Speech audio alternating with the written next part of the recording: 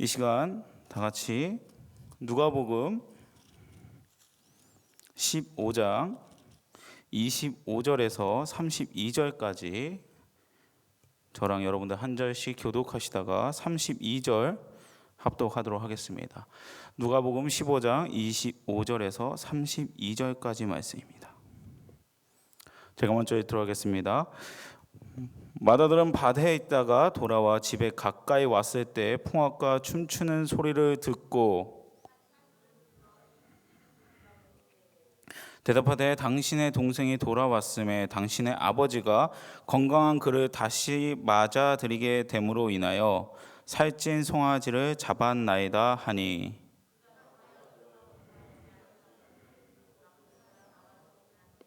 아버지께 대답하여 이르되 내가 여러 해 아버지를 섬겨 명을 어김이 없거늘 내게는 염소 새끼라도 주어 나와 내 벗으로 즐기게 하신 일이 없더니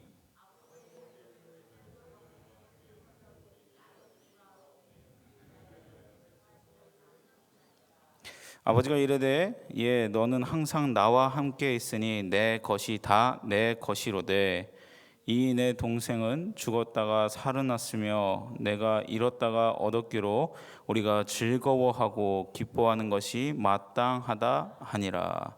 아멘. 잠시 기도하겠습니다.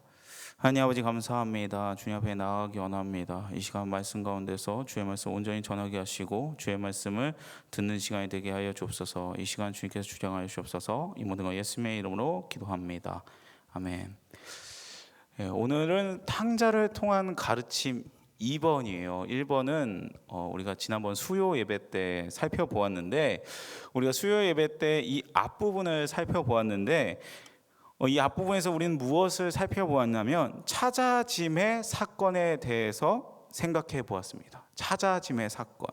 둘째 아들이 한 것이라고는 자기에게 주어진 제한된 아버지의 재산을 가지고 자기 자신의 행복과 쾌락을 위해서 돼지처럼 산 것밖에는 없었어요. 그런데 어느 날 아버지의 마음이 그에게 임하여 그 자신이 돼지됨을 바라보게 되었습니다. 아들의 그 외부에서 침투한 은혜의 결과로 자신의 돼지된 모습을 자각을 하자 아버지가 생각이 났어요. 그렇게 둘째 아들이 자신의 실존을 철저하게 깨달은 뒤 아버지께로 돌아갑니다. 그런데 아버지가 문 밖에서 그 아들을 기다리고 계시다가 아직 먼데도 불구하고 뛰어다가 그 아들을 맞이합니다. 아버지는 집을 나갔다가 돌아온 둘째 아들이 죽었다가 살아난 자라고 먼저 말씀을 하세요. 죽었다가 살아난 자라고. 우리는 모두 이 둘째 아들처럼 죽어 마땅한 자들이라고 지난주에 살펴보았습니다. 용서되지 못할 아들을 아버지가 먼저 용서해 버린 거예요. 용서받지 못할 자를 먼저 용서한 사건. 오늘은 지난번에 살펴보지 못한 그 다음 부분을 살펴보려고 합니다. 탕자의 비유 본문을 깊게 묵상하지 않으면 빠지는 오류가 있어요. 그것은 뭐냐? 큰 아들은 아버지로부터 버림을 받은 나쁜 아들이라는 성급한 결론을 내리는 것입니다. 그러니까 첫째 아들은 그냥 아버지에게 버림받았거나 열심히 일만 하고 정말 열심히 성실하게 살았는데 버림받은 아들이구나라고 성급한 결론을 내리는 거죠. 결과를 먼저 말씀드리자면 아닙니다. 큰 아들 역시 우리 하나님 백성들의 현실을 보여주는 또 다른 모형인 것이죠. 큰 아들이 1차적으로 가리키고 있는 이들은 이 비유의 서두에 등장하는 바리새인들과 서기관들이었습니다. 이 비유 안에도 적당한 은유가 들어가 있죠. 이 큰 아들은 둘째 아들과는 사뭇 달라 보여요. 너무나 달라 보이기 때문에 우리는 이러한 성급한 결론을 내리게 되는 거죠. 둘째가 자기 몫을 다 가지고 나가서 허랑방탕하게 사는 동안 첫째는 아버지의 밭에 나아가 열심히 일을 합니다. 그리고 아버지를 모시고 아버지를 지키며 살고 있는 듯 보여요. 그런데 일을 하고 돌아오는 길에 보니 자기 집에서 잔치가 벌어지고 있었습니다. 우리 본문 25절, 26절 함께 읽도록 하겠습니다. 25절, 26절입니다. 시작. 마다들은 밭에 있다가 돌아와 집에 가까이 왔을 때 풍악과 춤추는 소리를 듣고 한 종을 불러 이 무슨 일인가 물은대. 아멘. 여기서 보면 밭에다가 일하다가 집으로 돌아오던 마다들은 집에서 들려오는 풍악과 춤추는 소리를 듣고 한 종을 불러 무슨 일인가 물어보았습니다. 자기 집이고 자기가 들어와서 알아봐도 되는데 굳이 그는 한 종을 불러 물어보았습니다. 마다들의 마음에 뭔가 안 좋다는 것을 여기서 짐작할 수 있어요. 굳이 자기가 주인이고 그냥 들어가서 물어만 봐도 되는데 집도 들어가지 않고 한 종을 불러다가 물어보는 거예요. 그러자 종이 27절입니다. 대답하되 당신의 동생이 돌아왔음에 당신의 아버지가 건강한 그를 다시 맞아들이게 됨으로 인하여 살찐 송아지를 잡았나이다 하니. 아멘. 그러니까 종이 뭐라고 대답해요? 동생이 돌아와서 잔치를 베풀고 있다고 말하고 있죠. 이 말을 듣자 마다들이 벌컥 화부터 내고 있습니다. 그리고 집에 들어가려고 하지 않았어요. 28절입니다. 그가 노하여 들어가고자 하지 아니하거늘 아버지가 나와서 권한대. 아멘. 마다들은 자기 동생이 돌아왔다는 말에 기뻐하기는커녕 오히려 화를 내고 있어요. 노하여 화를 내고 있습니다. 집 나갔던 동생, 아버지가 그렇게 기다리고 있었던 동생이 돌아왔으면 당연히 형으로서 기뻐하고 기쁨으로 받아들여야 할 것인데 그럼에도 그는 화를 냈고 그 기쁨의 잔치 자리에 함께 하려고 하지 않았어요. 왜 그랬을까요? 혹시 아버지께 대한 섭섭함과 배신감을 느꼈기 때문일까요? 아니면 아버지가 부당하다고 생각했기 때문일까요? 아마 여러 가지 이야기를 할 수 있을 것입니다. 저는 본문을 보면서 마다들이 화가 난 이유가 무엇일까를 좀 생각해 봤어요. 원래 분노라는 거는 2차적인 감정입니다. 마다들을 화나게 만든 1차적인 원인, 더 근본적인 감정이 있다는 것이죠. 그것은 무엇일까요? 저는 마다들의 감정을 건드린 1차적인 원인을 살찐 송아지라고 생각했습니다. 마다들은 살찐 송아지를 잡았나이다 라는 종의 말을 듣는 순간 분노가 일어나기 시작했어요. 살찐 송아지. 본문 29절과 30절을 보면 이 사실을 짐작할 수 있습니다. 아버지께 대답하여 이르되 내가 여러 해 아버지를 섬겨 명을 어김이 없거늘 내게는 염소 새끼라도 주어 나와 내 벗으로 즐기게 하신 일이 없더니 아버지의 살림을 창녀들과 함께 삼켜버린 이 아들이 돌아오매 이를 위하여 살찐 송아지를 잡으셨나이다. 아멘. 여기서 보면 마다들의 감정에 건드린 말은 살찐 송아지였다는 것을 알 수 있어요. 그는 지금 이렇게 말합니다. 내가 여러 해 아버지를 섬겼어요. 정말 열심히 섬겼어요. 아버지의 명령도 어긴 적도 없고 아버지를 위해 열심히 일만 했습니다. 내가 원하는 거, 내가 하고 싶은 거 아무것도 안 하고 일만 했어요. 그런데 아버지는 나한테 어떻게 이럴 수 있습니까?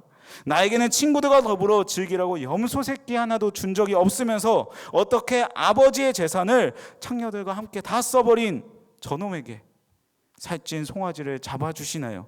어떻게 그럴 수 있습니까? 라는 말이죠.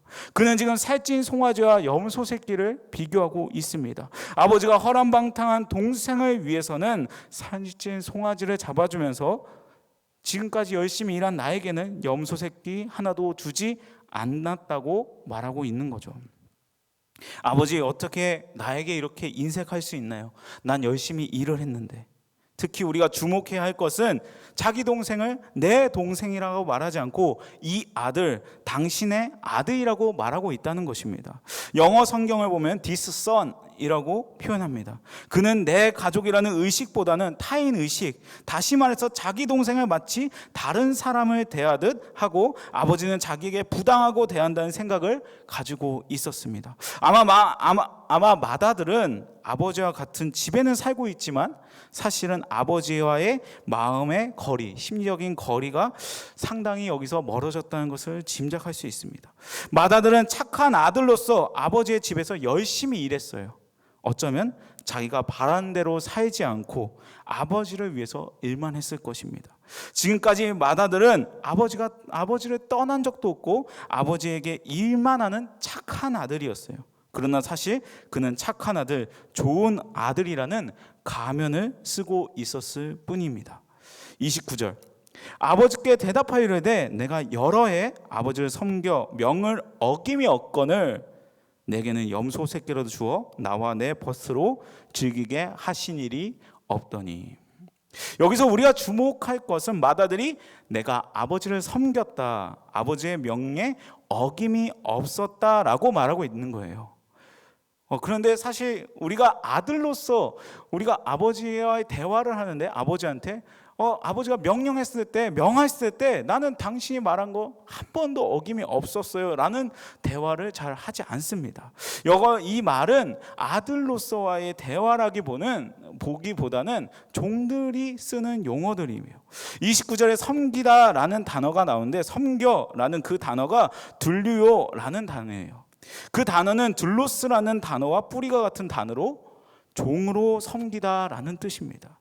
그러니까 큰 아들은 아버지 곁에서 열심히 아버지의 말을 듣고 순종하고 인듯하게 보였지만 거기에는 아버지로서의 책임과 의무와 감사에 나오는 자발적인 성실, 아버지의 정말 사랑, 나를 이렇게 열심히 길러줬구나 라는 자발적인 성실이 아니라 우리가 성경을 보면 볼 수 있듯이 종이 주인의 상속자가 될 수 있었던 것처럼 종으로서의 위장된 성실이 들어 있었던 거죠.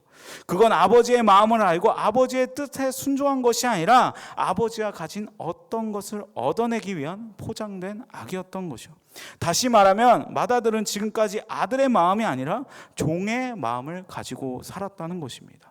그러다가 살찐 송아지라는 말을 듣는 순간 자기 속에 숨어 있었던 아버지에 대한 분노가 폭발하고 만 거예요. 그러나 여러분, 아버지는 맏아들이 그렇게 종처럼 일하기를 원하셨을까요? 정말 아버지는 아들을 종처럼 살길 원하셨을까요? 결코 그렇지 않을 것입니다. 맏아들은 지금까지 아버지와 함께 있으면서도 아버지의 것을 다 가지고 있으면서도 아버지를 인색하신 분으로 오해하고 있었던 것입니다. 아버지의 마음을 알아들이지도 못하고 아버지의 곁을 떠나 자기 마음대로 허랑방탕하게 살았던 둘째와 아버지와 함께 항상 있고 집에서 열심히 일을 하고 아버지의 마음을 아는 것처럼 바깥에는 보이는 이 큰아들은 아버지의 마음을 헤아리지 못하고 아버지의 기쁨에 참여하지 못하며 단지 아버지의 소유가 탐이 나서 열심을 부린 것처럼 보이는 이 첫째 또한 똑같이 아버지에게 상처를 주고 있는 것입니다. 28절입니다. 그가 노하여 들어가고자 하지 아니하거늘 아버지가 나와서 권한대. 큰아들이 노해서 집에 들어오지 않자 아버지가 작은 아들을 맞이하실 때와 똑같이 또 문 밖으로 나오십니다. 그리고는 그 아들에게 잔치 자리로 들어오라고 권하고 있어요. 28절에 권하다라고 번역된 파라칼레오라는 단어는 보혜사 성령님을 가리키는 파라클레토스와 뿌리가 같은 단어입니다. 초청하다, 위로하다라는 뜻이죠. 여기서 우리가 파라칼레오라는 단어의 쓰심으로 아버지가 큰 아들을 잔치 자리로 초청하는 장면과 성령님의 초청과 위로가 연결시켜 생각할 수 있게 됨을 볼 수 있습니다. 요한복음 15장 15절 우리 다 같이 읽도록 하겠습니다. 요한복음 15장 15절입니다. 다 같이 읽겠습니다. 시작. 이제부터는 너희를 종이라 하지 아니하리니 종은 주인의 하는 것을 알지 못함이라.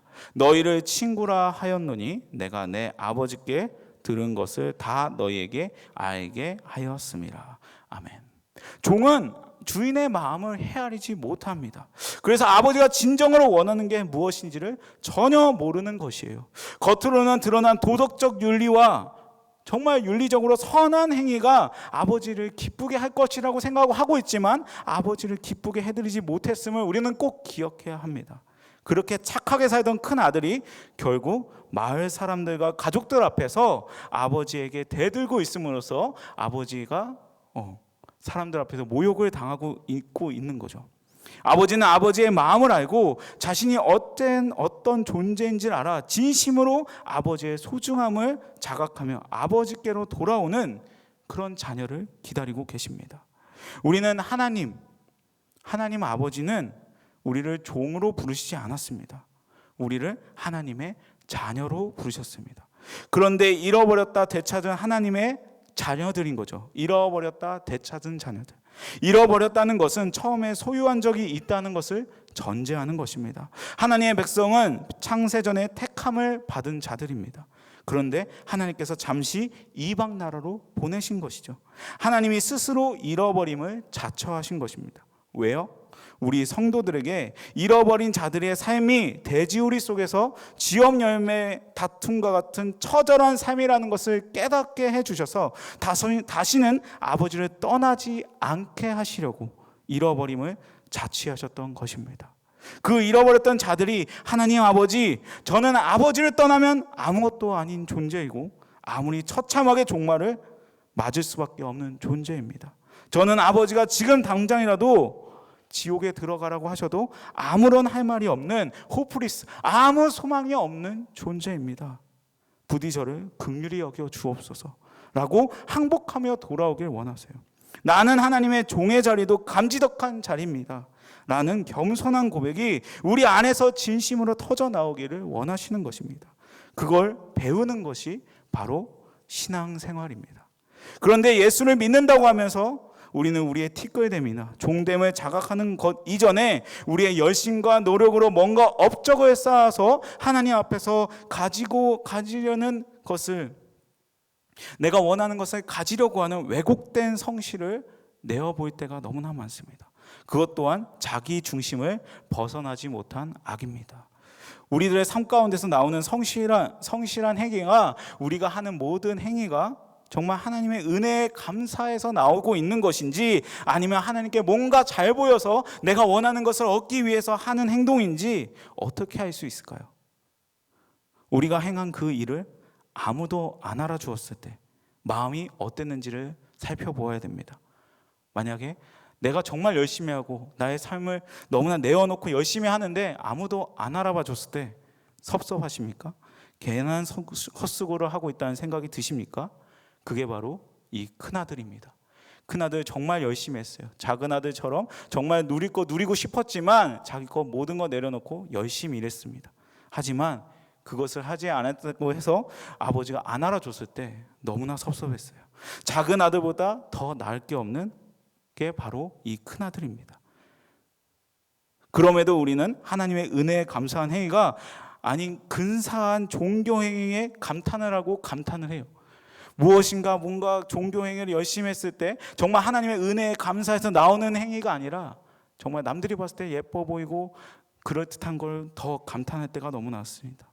아버지의 것으로 허랑방탕하게 창기들과 놀아난 둘째를 오늘날 도덕과 윤리로 평가하면 어떤 평가가 나오죠? 맞습니다. 죽어 마땅한 사람이죠.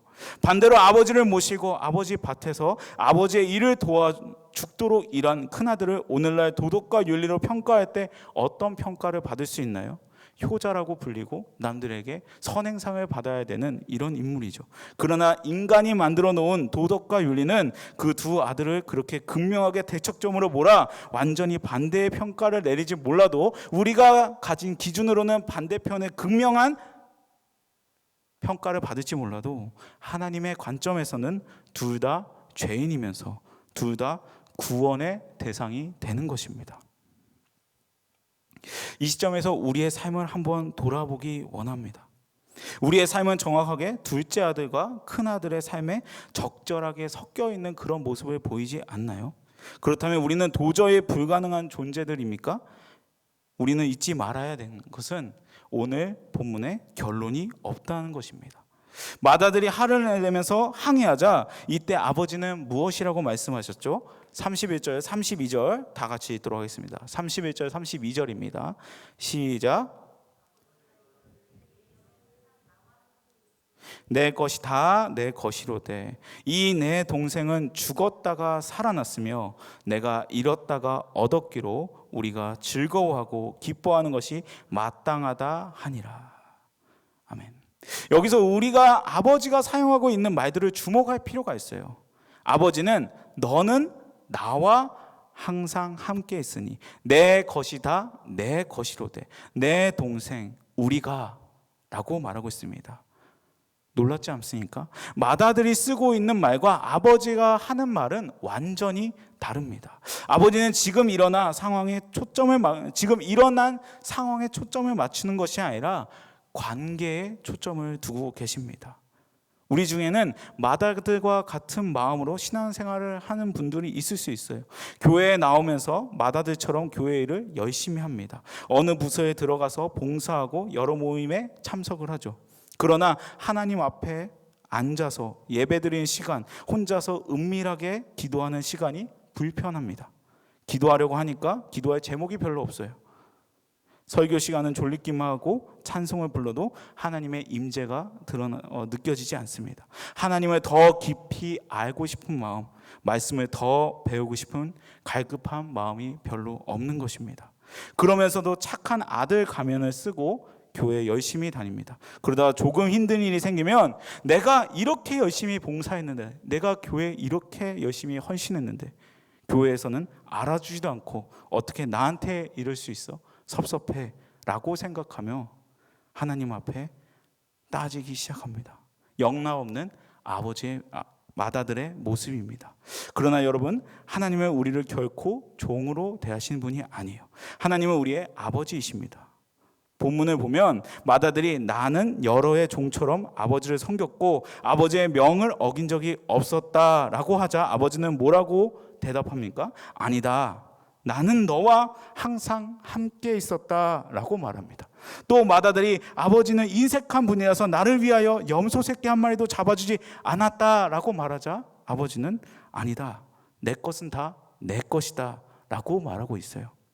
큰아들이 아버지가 베풀어 놓은 그 잔치에 들어갔는지 안 들어갔는지 아무도 모릅니다. 하지만 이 누가복음 15장은 전체가 다 잃었다가 찾아진 존재들의 이야기예요. 그런데 결론에서 마다들만 버려진다면 이야기가 일관성이 없어 보입니다. 마지막으로 큰 아들이 하나님의 잔치에 초청을 받고 있는 모습인 거예요. 그러니까 100에서 하나를 찾았죠. 근데 99개를 다 잃어버린 게 아니잖아요. 99개가 있는데 하나를 찾은 거죠. 또한 10에서 하나로 9개를 가지고 있는 상태에서 하나를 찾아서 10개가 된 거죠. 근데 둘에서 하나로. 근데 둘에서 하나를 찾았는데 하나가 다시 나간다면 전체를 다 찾은 게 아니죠. 그러니까 100에서 100, 10에서 10, 둘에서 둘. 그 나머지 하나도 하나님의 은혜와 열심 앞에서는 하나님의 잔치의 집에 돌아올 수밖에 없는 자라는 것을 예수님이 말씀하고 계신 것입니다. 하나님은 그런 분이십니다.